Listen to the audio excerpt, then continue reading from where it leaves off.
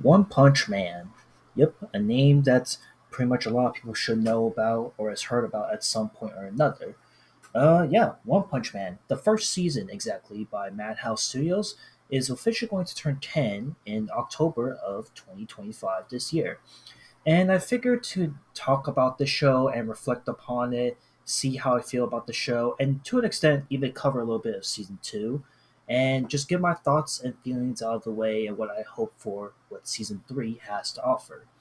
So, One Punch Man, a really big show that needs no introduction at this point. To kind of sum up One Punch Man season one in a nutshell, this was a massive, massive hit when it first came out. The colorful cast of characters that came, the humor, the fight sequences, the animation being spot on point by the good folks at Madhouse Studios, of course.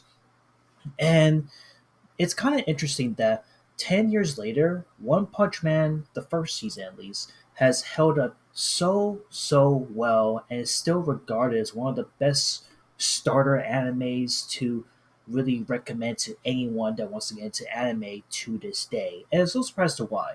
From everything about the show that I can go over and over about, from the humor to the comedy to the fighting to the animation to the music, the goddamn music. Everything about the show is a near masterpiece. And when this show came out, it came out around the fall 2015 season where you had shows like Noragami that was popping off. The second season of Haikyuu was also on a massive high because of how big this show was at the time. It still is to this day. There were even shows that were relatively going well in the underground scene, especially with Monogatari crushing as always. Also, keep in mind that prior to this season, in summer 2015, there were other big Juggernaut shows that came out that year, from Overlord, Charlotte, Dragon Ball Super, Prison School, even Shimonita, and even Himoto Maruchan has been popping off.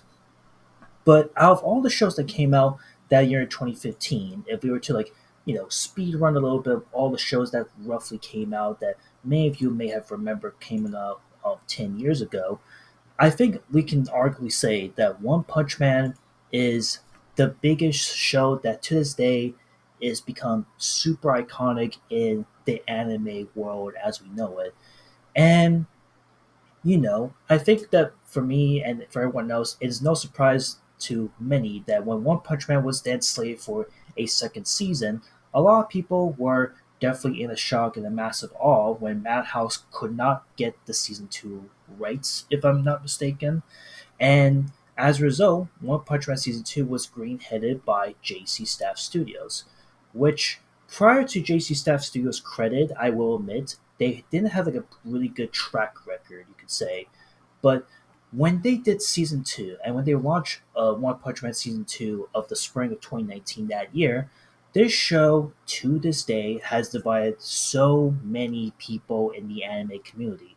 Some calling it the worst anime of all time, some saying it's the most disappointing anime of all time, while others are saying that it's the best that the show has to offer, it's arguably better than the first season, and it's caused a huge commotion in the anime community since.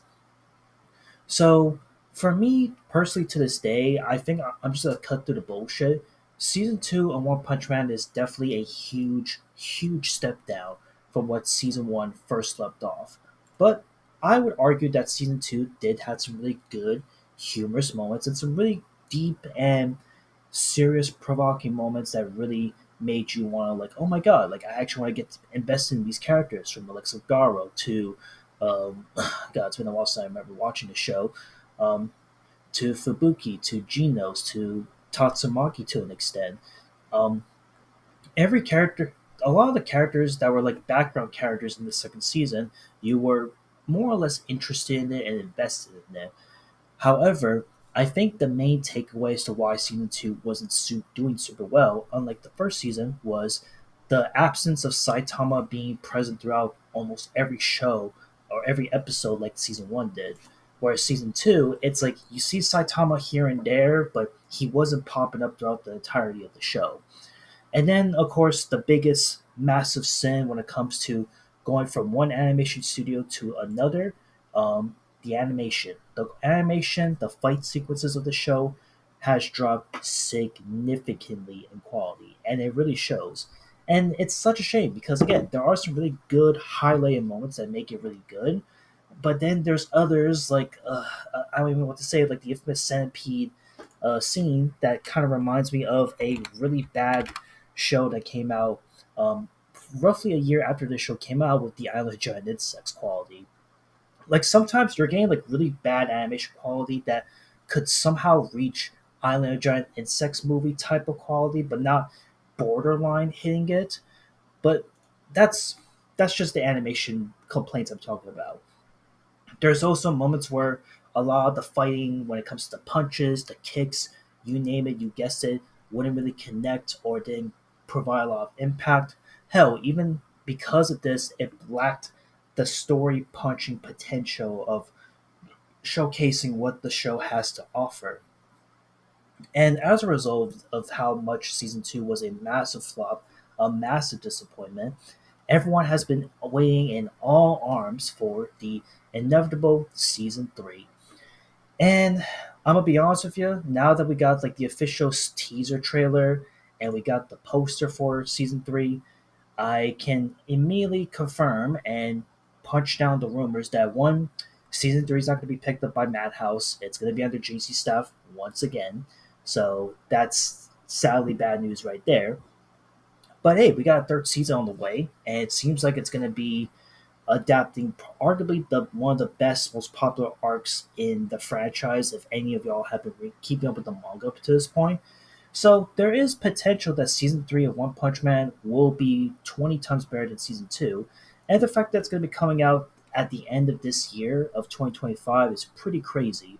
So I think, in my view, to kind of wrap this up in a nutshell, I think that the expectations of One Punch Man season three hitting has to hit, and I cannot say that lightly because again, I can we can definitely agree that season two is the weakest. Season one is more or less a classic at this point.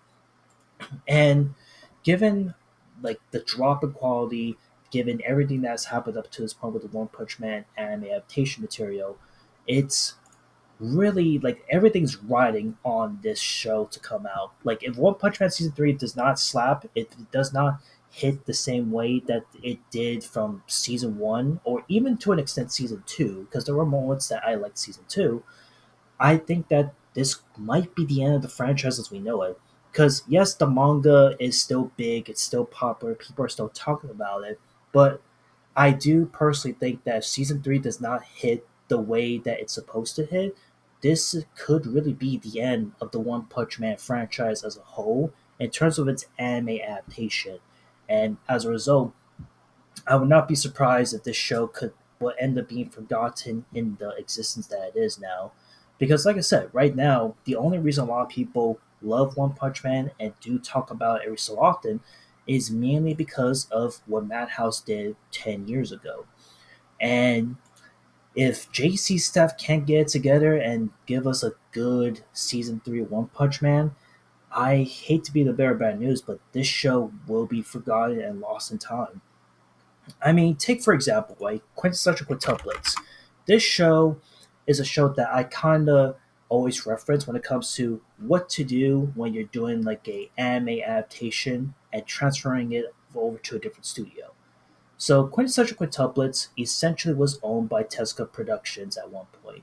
And when this show was slated for a second season, it was under Bilberry Animation Studios.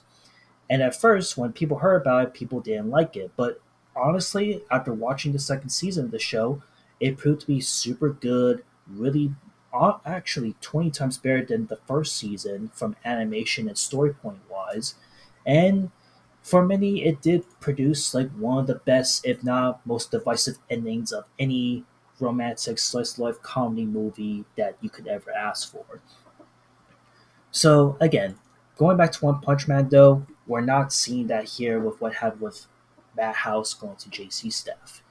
So all I gotta say is that hopefully One Punch Man season three slaps, and in general, I hope that One Punch Man's word still spreads too far and wide to this day. Because again, season one is a must watch, and season two is for those that like if you really love season one, you should definitely check out season two for more of like a curiosity standpoint at this point.